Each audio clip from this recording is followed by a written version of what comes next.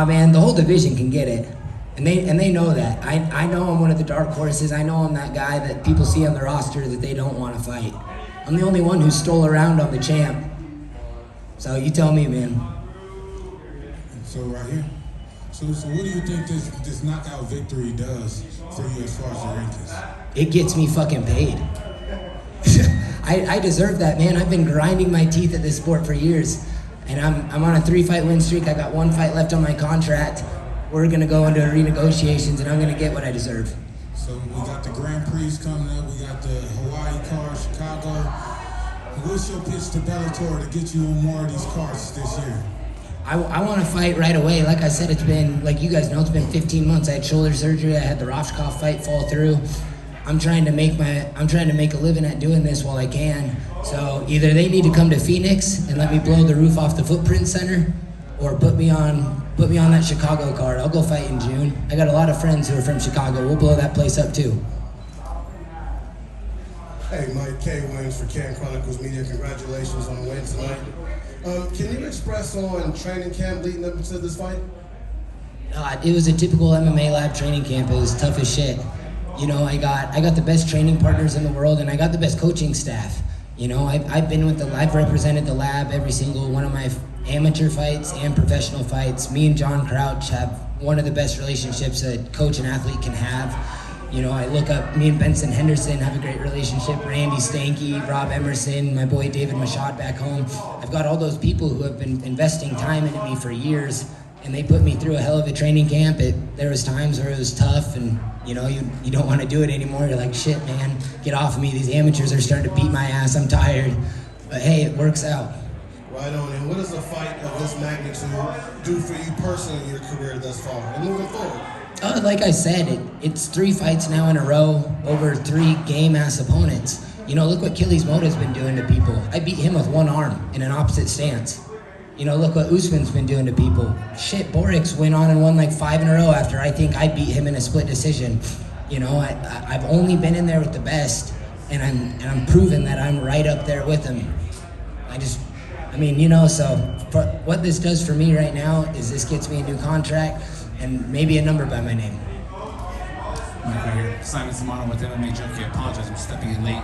If this was asked already, but to come back from starting out 0-2 in this promotion to now being 3-0 and putting a stamp on a 3-fight winning streak like that, what does that mean for you, and what have you learned about yourself having to come back from something like that? That just tells you the type of man I am.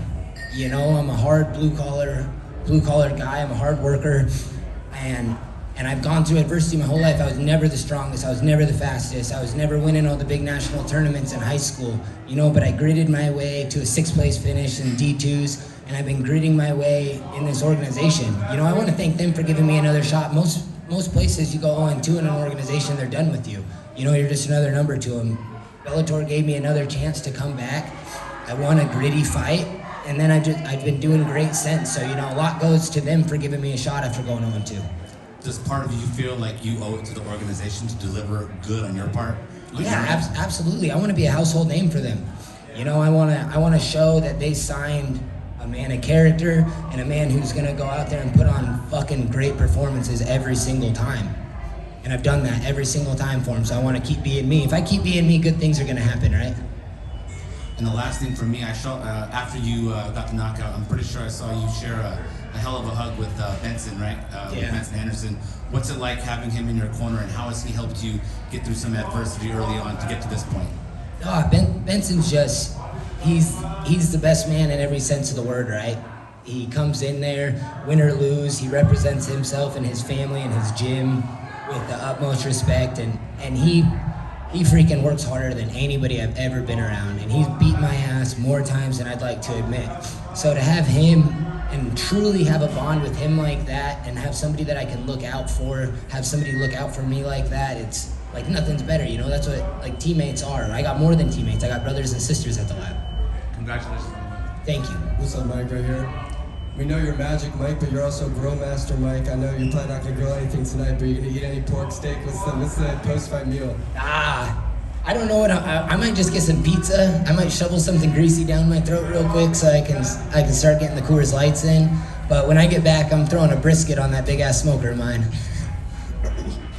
So last fight, you came all the way out to California, October. You made weight against Max Roscoe. You're in the process of making weight. That fight falls through, medical issues on his end.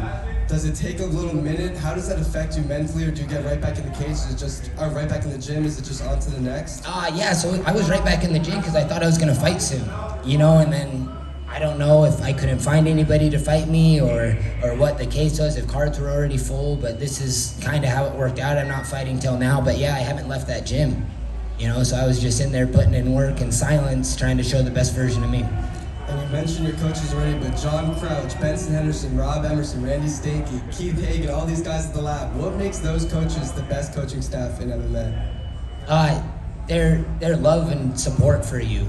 You know, like I feel like a lot of coaches, they don't put time in to really get to know people down to their core. You know, and Crouch, he knows all my flaws, he knows all the good things about me. My teammates know that, and they love me for it, and they cherish me for it. And when you've got love like that in a gym, it's hard not to do great things. And you mentioned you have one fight left on the Bellator deal. Is your loyalty with Bellator, are you hoping your end goal to stay with the promotion going forward? No. They gave me a shot. They took me pretty much off the streets, right? Not making anything, and they gave me a shot at this. So whatever they want, I'm here for it. And then last question. When people think of Magic Mike, when people talk about you, what do you want people to think of? What do you want people to talk about when they hear your name?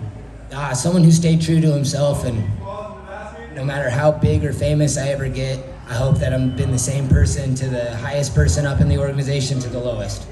Good luck, man. Thank you. Congratulations. Thank you.